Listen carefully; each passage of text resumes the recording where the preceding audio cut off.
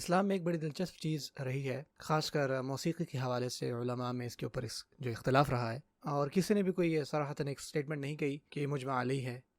مثال کے طور پہ اب شوقانی پڑھے نیل الاوطار میں، تو انہوں نے ایک سیکشن ہے اس کے اوپر، انہوں نے اس کے خلاف کے اوپر بات کی، خاص کر جو موسیقی کے حوالے سے رہا علماء میں۔ امام الغزالی، عبدالغنی النابلوسی اور دوسرے مختلف جو علماء رہے ہیں، انہوں نے اپنی کتابوں میں لکھا ہے سماع کے بارے میں، جو کہ آپ کے لیے روحانی قسم کا موسیقی ہے، اور وہ یہ سمجھتے تھے کہ یہ صحیح ہے اور یہ جائز ہے۔ لیکن علماء میں ہمیشہ اس کے اوپر اختلاف رہا ہے، کیونکہ یہ سمجھتے تھے کہ موسیقی جو ہے وہ کتنی خطرناک ہو سکتی ہے، اور کتنی مائل کرنے والی ہے اپنی طرف، اور اس کے کیا کیا اثرات ہو سکتے ہیں روح پر۔ اور یہ چیزیں اینشنٹ گریکس میں بھی آپ کو ملتی ہیں۔ آپ کو پتا پلیٹو ریپبلک میں وہ دراصل کچھ طرح کی موسیقی کو نا، وہ کہتا ہے کہ یہ نہیں ہونی چاہیے کیونکہ وہ بہت خطرناک ہے روح کے لیے۔ حتیٰ کہ ایتھوس تھیری میں بھی، کہ جو تھیری ہے اس پر کہ میوزک کا کیا افیکٹ ہوتا ہے، حتیٰ کہ جو الفارابی ہیں جنہوں نے لکھی ہے کتاب الموسیقی الکبیر، موسیقی کی بڑی کتاب، جو کہ میرے پاس میری لائبریری میں ہے، بہت بہت بڑی کتاب، بھاری بھرکم،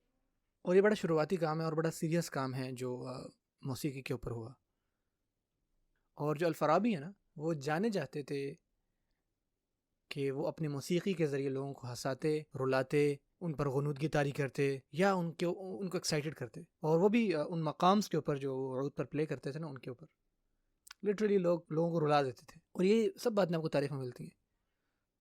اور یہی چیزیں آپ کو ملتی ہیں جب لوگ کنسرٹس پر جاتے ہیں تو وہ لوگ ناچ رہے ہیں، چھلانگے لگا رہے ہیں، وہ اچھل رہے، ان کو نہیں پتا ایسا وہ کیوں کر رہے ہیں، لیکن وہ بڑے ایکسائٹڈ ہیں، وہ خود کو روک نہیں پا رہے کیونکہ افیکٹ ہے اس میوزک کا اس پر۔ بہت ڈیمونک افیکٹس بھی ہوتے ہیں اس ساؤنڈ کے، اور ایک قسم کے انجیلک افیکٹس بھی ہیں جو ہوتے ہیں اس ساؤنڈ کے۔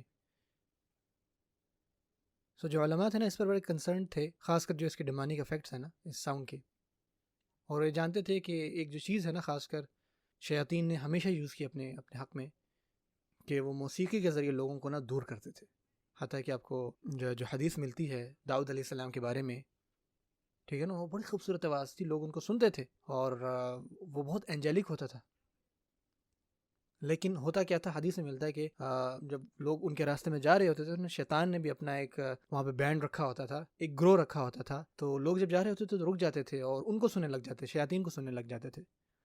اور وہ داؤد علیہ السلام کے بارے میں بھول جاتے تھے۔ سو یہی جو ٹینشن ہے نا، یہ علماء کے درمیان رہی ہے، اور یہ بڑا امپورٹنٹ ہے کہ ان کے اندر یہ اختلاف رہا، کیونکہ کسی نے بھی بلینکٹس علماء میں سے یہ نہیں کہا کہ موسیقی کمپلیٹلی حرام ہے، اور نہ ہی کسی نے یہ بھی کہا کہ یہ حلال ہے۔ سو یہ ٹینشن درمیان یہ اختلاف رہا ہے، تاکہ مسلمان جو ہے کبھی بھی نا اس کی خطرناک پہلو کی طرف نہ جائے۔ کیونکہ اب جو آپ دیکھتے ہیں نا ویسٹ میں، کہ لوگ جو ہیں وہ ہر ٹائم میوزک سنتے ہیں، ہمیشہ ان کے کانوں میں ہینڈ فری ملیں گے آپ کو، گاڑی میں جا رہے ہیں میوزک سن رہے ہیں، چل رہے ہیں میوزک سن رہے ہیں، ہر ٹائم ان کے ذہنوں میں میوزک بج رہا ہے، اور پلے لسٹ ہے ان کی بنی ہوئی، فیوریٹ پلے لسٹ، اور لوگ خریدتے بھی ہیں بلکہ۔ تو ایک طرح کے نا یہ بھی گمراہی ہے، اب ان کے پاس کوئی وقت ہی نہیں ہے کہ وہ سوچیں بیٹھ کے دوسری چیزوں کے بارے میں بھی، کیونکہ ان کو اس سے جانے نہیں چھٹ رہی۔ جو شیاطین ہے نا، ان کے لیے بہت بڑا ہتھیار ہے کہ وہ کس طرح انسانوں کو گمراہ کرتے ہیں، اور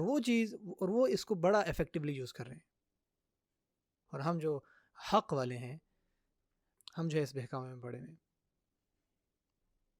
اور اللہ تعالیٰ فرماتے ہیں فَعَاقِبُوا بِمِثْلِ مَا عُوقِبْتُمْ بِهِ، ان ہتھیاروں کے ساتھ لڑو جن کے ساتھ تم سے لڑا جا رہا ہے۔